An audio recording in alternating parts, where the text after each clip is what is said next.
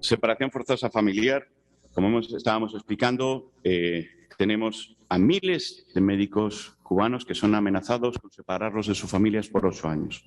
Y es lo que vamos a contar hoy junto a lo que está pasando en estos momentos en Naciones Unidas, porque más de 5.000 padres no pueden volver a ver a sus hijos en 8 años o más. Porque el Código Penal de Cuba, que arma todo esto, dice en su artículo actual 176, en el anterior 135, que el funcionario o el empleado que deja de trabajar para el Estado básicamente tiene prisión de 3 a 8 años. A partir de aquí se monta todo un entramado donde le denominan desertor, le dicen que ha abandonado misión, le consideran emigrado, es decir, le quitan todas las propiedades ipso facto y por la ley de inmigración inadmisible, artículo 24.1, no puede entrar en Cuba.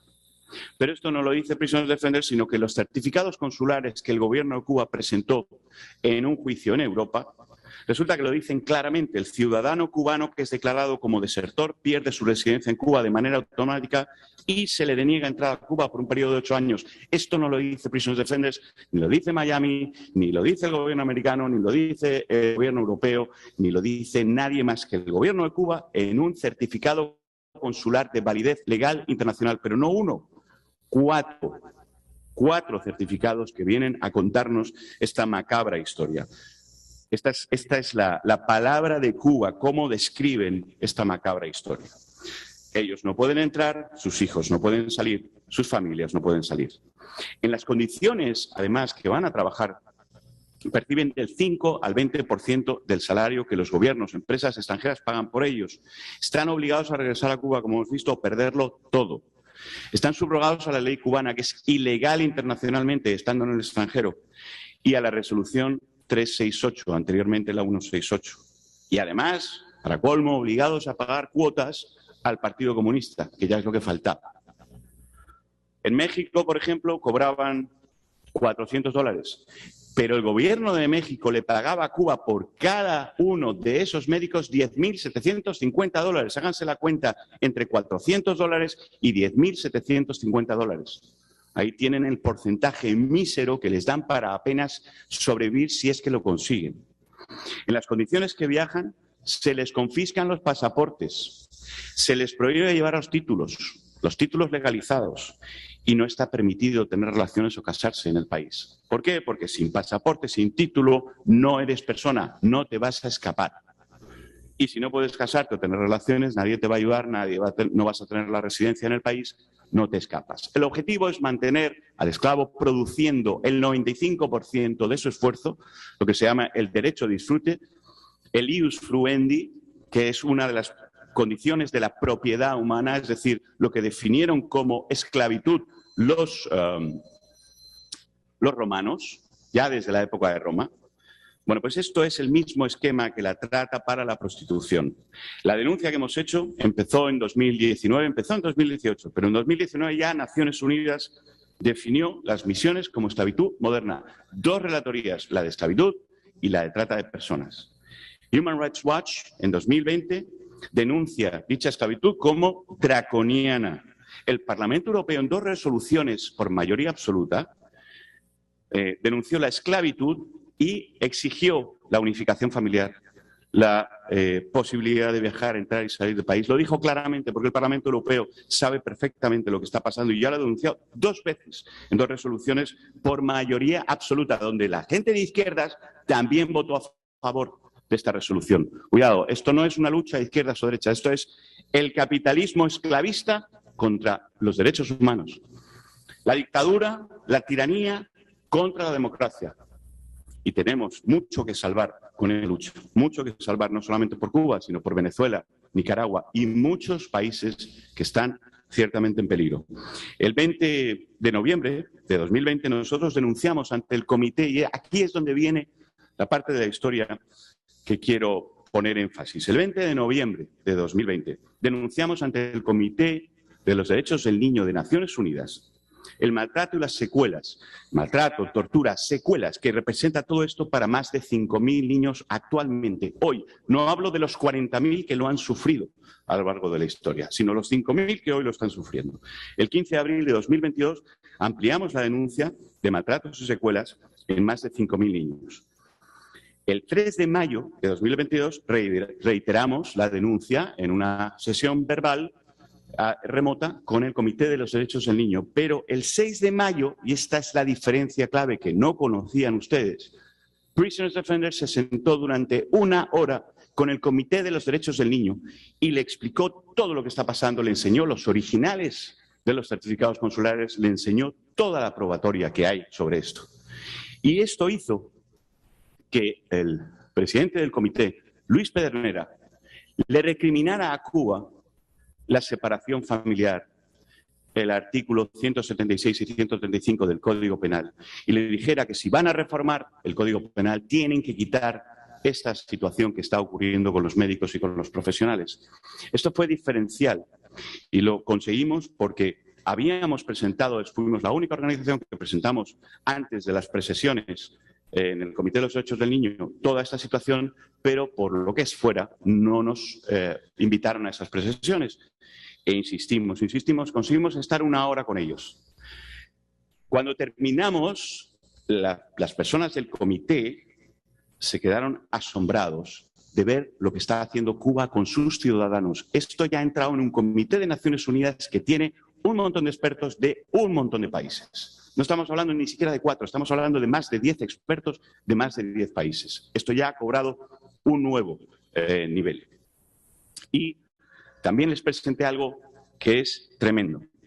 Recabamos para este comité, para esa reunión, 191 testimonios de separación materno-filial.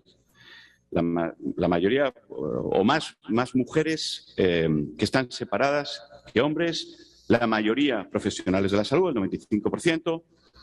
El 90% estuvieron entre 1 y 3 años en su última misión en el exterior, ya sin ver a sus familias, salvo una vez, como mucho, al año, de 1 a 3 años. El 76% fueron declarados desertores por esta ley de los 8 años. De los médicos que estaban en este estudio, ¿cuántos tenían menores y de qué edad? Pues de 1 a 5 años, el 34,2%. De 5 a 9 años, niños de 5 a 9 años, 28,8%. De 10 a 14 años, el 26%. De 15 a 18 años, el 11%. ¿Cuánto tiempo estuvieron separados? Aparte de los de 1 a 3 años, aparte, nos confesaron que estuvieron hasta 1 año separados, más de 20 y pico de ellos, de 1 a 5 años, la gran mayoría, más de 5 años, muchísimos, pero el dato más deleznable, que más duele, no he vuelto a ver a mis hijos. ¿Cuántos? 30 de ellos no volvieron a ver a sus hijos de un conjunto de 73 que tenían menores. Estamos hablando de una situación realmente grave, que tiene secuelas porque es una tortura, es un maltrato para los niños, para castigar a los padres. Están maltratando y están torturando a los niños. Que tienen secuelas, cuidado que esta es la respuesta de médicos, el 95% eran médicos y están diciéndonos que los hijos tienen secuelas emocionales el 70%. 59% secuelas físicas, 26% secuelas mentales y cognitivas, 21% físicas, estamos hablando de bulimia, anorexia, estamos hablando de deseo de suicidio, estamos hablando de hasta de diabetes, de todo tipo de enfermedades que están sufriendo esos niños porque está demostrado, y lo demostramos ante el Comité de los Derechos del Niño, está demostrado científicamente que la separación familiar prolongada genera enfermedades emocionales, psíquicas, mentales, cognitivas y físicas en los menores que son separados forzosamente de sus padres. Pero, además de estas secuelas, ansiedad, depresión, problemas de conducta, trastorno de estrés postraumático, menor coeficiente de inteligencia, obesidad, deficiencias en el sistema inmune, menor crecimiento físico, mayores tasas de cáncer, mayores tasas de enfermedades cardíacas, toda esta retahíla de secuelas que se producen en esos niños. Además de eso, el gobierno cubano no le basta con eso. Lo primero que hacen cuando una persona es declarada desertora es visitar a su familia y decirle: tu madre no va a volver a Cuba porque es una desertora y una traidora a la patria por dejar un trabajo. Y entonces les hacen pasar por este trance horrible a esos niños, a un 36% de ellos. Pero es que los profesores en la escuela, a un 23% de ellos se lo reiteran. A un 12% las organizaciones del Partido Comunista se lo dicen a los niños y a los familiares.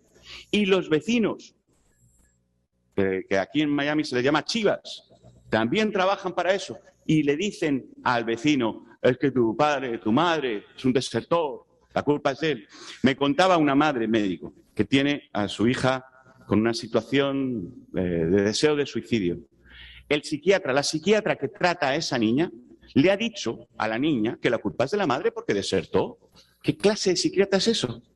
Es una torturadora, no es psiquiatra, es una torturadora. La separación efectiva de los hijos. ¿Cuánto tiempo pasó hasta que pudo reencontrarse con sus hijos? De 1 a 5 años, el 40%. De 5 a 9 años, el 19%. Nunca, el 41%, nunca han vuelto a juntarse con sus hijos. Se los han robado y les han generado enfermedades y les han torturado diciéndoles que sus padres son desertores y son traidores a la patria. Esto es lo que está haciendo esto, que nada tiene que ver con la izquierda. Esto es peor de cualquier cosa que hayamos visto en Latinoamérica de un gobierno. Es algo que raya un mundo distópico, absolutamente escandaloso, deleznable. Los progenitores también tienen enfermedades, claro que sí. Las sufren en sus propias carnes. Muchos de ellos lo van a contar, ¿no? 70% enfermedades emocionales, claro. Problemas emocionales de todo tipo. Incluso pérdida de sueño, pesadillas, problemas psíquicos, mentales, cognitivos, físicos, secuelas físicas reales. Y la familia se ve afectada, toda la familia, con problemas emocionales, problemas físicos, mentales, cognitivos y psíquicos. No pudieron entrar a Cuba durante un periodo de 8 años el 99% de los entrevistados. No han vuelto a entrar a Cuba tras la aplicación de la ley de los 8 años, incluso después de los 8 años, por miedo, el 75%. Pero es que además de salir, como hemos visto, salen sin documentos oficiales, porque el 66% al desertar no tenía en su poder el diploma. Entonces, les quitan también la profesión, les quitan a los hijos, les quitan a la familia, les quitan la profesión, no les legalizan los títulos porque son desertores y traidores a la patria. ¿Pero qué es eso? Y se encuentran varados apátridas en el extranjero sin pasaporte porque el 65% no tenían el pasaporte corriente que les permite circular libremente por el mundo. Les quitan los pasaportes, les quitan los títulos, les dejan apátridas, les quitan los hijos. ¿Pero qué es esto? Sino una tortura insufrible para niños, padres y familias. Es una situación que requiere una reacción efectiva de todos. Tenemos que unirnos para salvar a esos niños.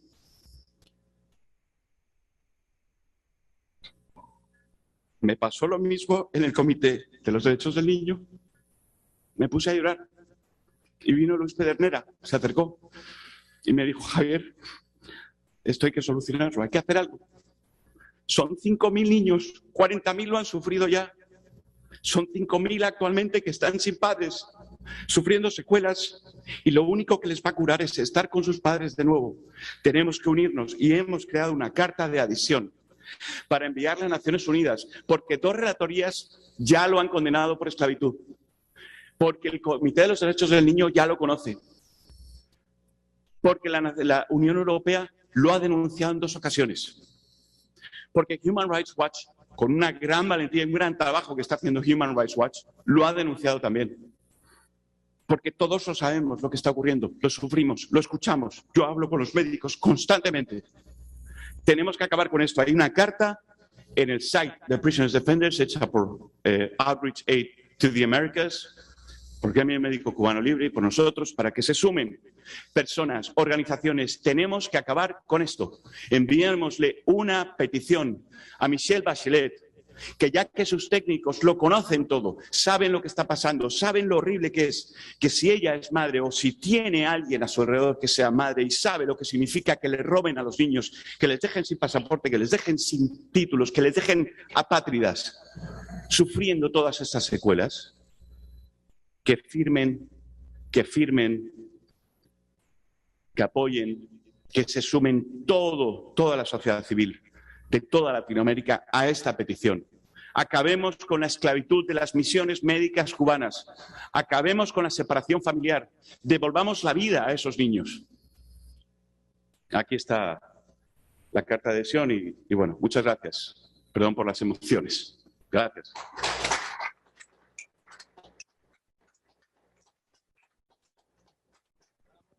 Gracias a usted, Javier, por todo lo que hace. Y claro, cuando se habla de la vida de seres humanos, claro que se mueven las emociones. Muchísimas gracias por todo el trabajo que está haciendo Prisoner Defenders. A continuación, vamos a escuchar el testimonio de Miguel García Román, un cubano graduado como médico en el 2020. Tiene solo 26 añitos.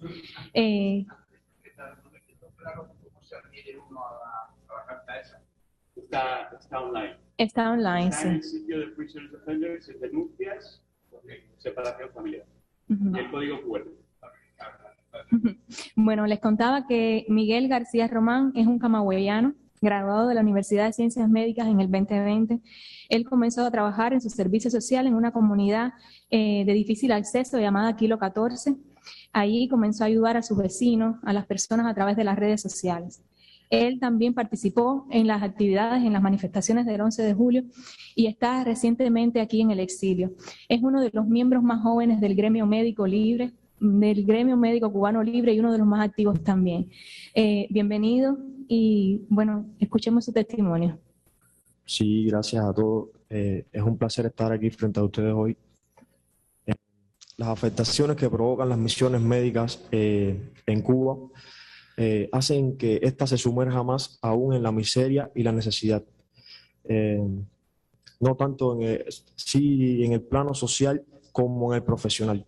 Comencemos hablando de por qué el profesional de la salud tiene que ir a una misión médica. Ok. Esto se evidencia a través de los años como una necesidad creada por este sistema donde un médico su salario no le da para suplir sus necesidades básicas, donde vive en una casa con 2, 3, 4 generaciones sin esperanza de tener un hogar, donde se ve obligado a ejecutar otras profesiones con tal de sobrevivir. También podemos ver cómo la dictadura obliga a través de la bolsa, cómo los obliga a participar en actos políticos, en trabajos supuestamente voluntarios que todos sabemos que no son, a marchas, los obliga a acceder a áreas rurales, los obliga solamente a hacer una inmensa cantidad de guardias que no les toca, solamente con la amenaza de que te voy a quitar de la bolsa.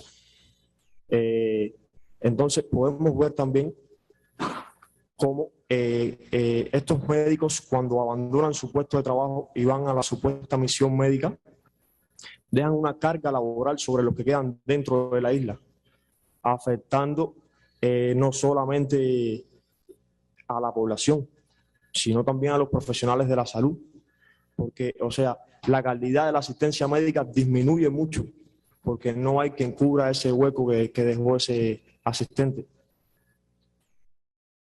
Se ve muy afectado. La salud médica en Cuba es inexistente, no tiene lógica ninguna. ¿Okay? Aquí se evidencia cómo esto trata de personas. Podemos ver también otro tema muy importante, cómo puede mandar medicamentos, insumos médicos hacia otros países, dejando carente a de nosotros. Esto podemos ver que lleva a complicaciones a los pacientes, incluso la muerte. El tema más importante es cuando el profesional de la salud tiene que abandonar su hogar. Abandona su hogar. La mayoría tiene que dejar a sus hijos pequeños que se quedan con unas terceras personas, los cuales crecen con carencias afectivas, con trastornos psicológicos importantes. También podemos ver que a través de la distancia, del enfrentamiento a otra cultura, la falta de comunicación que existe entre un profesional de la salud y una Cuba donde el internet está bien limitado, inclusive en años atrás no existía, no podían tener comunicación directa. Eso hizo que miles de parejas se separaran, miles de padres, miles de hijos. También podemos ver cómo muchos de estos médicos perdieron la vida en otros países dedicando su vida a la causa, a esta supuesta causa. También podemos ver cómo muchos médicos vieron desde otros países murieron sus familiares y no pudieron darle un último adiós. Estoy contando esto desde mi experiencia personal. Yo soy hijo de un padre médico que estuvo 11 años de misión y yo perfectamente sé todas las afectaciones psicológicas que provoca esto. Yo nunca estuve, o sea, desde los 6, 7 años hasta mi adolescencia, 15, 16, nunca supe lo que era mi papá ir a una reunión de padres, nunca supe lo que era que mi papá me llevara a jugar pelota, a hacer las actividades diarias. Entonces eso causa bullying en la escuela. Luego al otro día de que pase el fin de semana y te diga, ok, mi papá y yo hicimos esto, y yo te puedo contarle, eso causa bullying en las escuelas. Muchas gracias.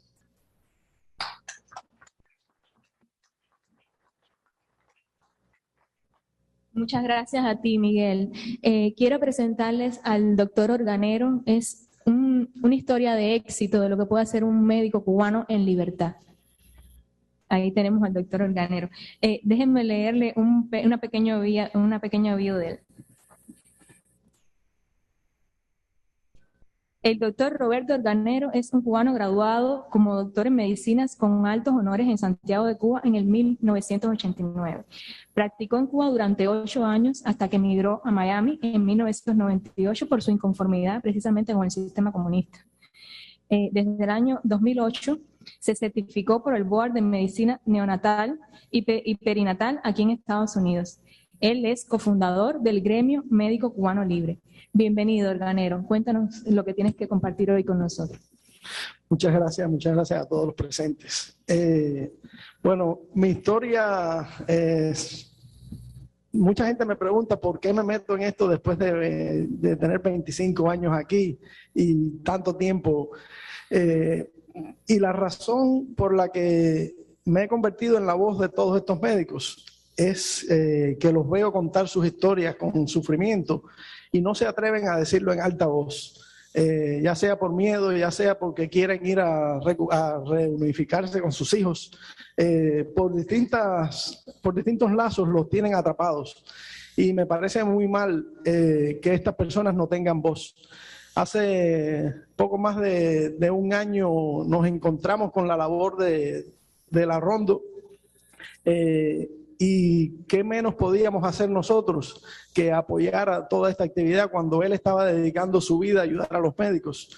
Así que nos dedicamos a unificar a todos los médicos que tenían una voz, que se sentían libres, estamos en más de 40 países y somos cientos de médicos, muchos de ellos son seguidores y no se inscriben al Gremio Médico Cubano Libre porque es un programa abierto donde tienen que poner su nombre y esto pues trae muchas represalias. Cuando le comento a mis colegas acá, que tengo colegas del mundo entero trabajando conmigo acá en el área del sur de la Florida, para ellos es muy incomprensible todo esto. Pero cuando les cuento, entonces ellos pueden entender mejor. Hay que entender primero que un médico en Cuba vive en un estado de pobreza absoluta, viven con menos de $2 al mes. Y por tanto, salir al mundo libre y solamente percibir el 5% de su salario, del salario que perciben los otros médicos en estos lugares, ya es una riqueza absoluta, o sea, sube sus ingresos de $2 al día, perdón, dije al mes, $2 al día a $10 al día, pues para ellos es un ingreso significativo. Pero cuando llegan a la misión y se comparan entonces con las personas que están haciendo el mismo trabajo que ellos, se dan cuenta de que ellos están siendo explotados y que entonces ellos ganan 10 veces más que un médico dentro de Cuba, pero ganan 10 veces menos que un médico fuera de Cuba. Y entonces mis compañeros me dicen, bueno, pero ellos salen voluntariamente. O sea, ¿cuál es dónde está el maltrato si ellos salen de forma voluntaria? Y entonces tengo que explicarle dónde comienza todo esto. Cuando tú naces en Cuba, tú pierdes todos los derechos. De hecho, nunca te enteras de que tú tienes derechos como ser humano hasta que no sales de Cuba. O sea, una vez que tú naces, tú te conviertes en una herramienta del sistema. Aunque tú nunca hayas comulgado con sus ideas, usted está obligado a ser adepto al sistema, y cuando te manifiestas en contra de eso, pues eres considerado un traidor a la patria. O sea, un traidor a algo con lo que tú nunca te has comprometido. Y ahí comienza el sistema de la doble moral. Cuando llegas a tu casa, los padres te dicen todo lo que digas dentro de la casa, todo lo que tú escuches dentro de la casa, no lo puedes repetir fuera de la casa. Y la máscara que tenemos cuando salimos por la puerta hacia afuera, solamente te la puedes quitar dentro de la casa, pero cuando salgas por esa puerta, tienes que ir con tu máscara si no quieres ser separado socialmente del resto de los cubanos. Así que te acostumbras a vivir en ese sistema de doble moral. Hubo una repetición del dictador donde dijo que con la revolución todo, sin la revolución nada. Y lo que estaba era repitiendo palabras de Lenin, de Robespierre, en los lugares donde... Y el cubano se acostumbra a vivir bajo esa premisa. De hecho, si logras pasar toda la educación y llegas a la universidad, hay una premisa también del dictador que decía: la universidad es para los revolucionarios. Así que para tú poder entrar a la universidad, primero tienes que renunciar a toda forma de pensamiento libre. No puedes, tengo compañeros que tuvieron que renunciar a sus creencias religiosas para poder estudiar medicina en Cuba. Los que se mantuvieron firmes en sus creencias no pudieron estudiar en la universidad. En el año 83, cuando yo comencé a estudiar medicina en Cuba, tienes que pasar durante toda la carrera de medicina cursos de comunismo científico, de crítica de la economía del capitalismo, filosofía marxista, y si tú fallas en alguna de esas materias, tú no te conviertes en médico en Cuba. Así que el médico que me diga a mí que se graduó en Cuba sin mostrar esa falsa cara que tuvo que decir que el comunismo era lo mejor para el mundo, les están mintiendo. O sea, lo hizo pero con la máscara puesta para poderse graduar. Llegan entonces a un periodo en que son personas confiables, después que han ocultado todo su pensamiento, y entonces llega ese momento del que hablamos anteriormente: ¿qué puedo hacer para salir del estado de pobreza extrema a un estado de pobreza relativa? Y ahí comienza el debate: ¿abandono a mi familia para darle a mi familia una vida mejor?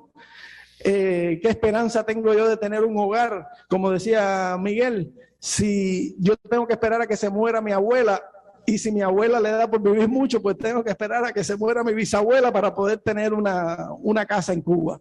Y entonces llega el momento en que tú dices, bueno, tengo que sacrificar algo.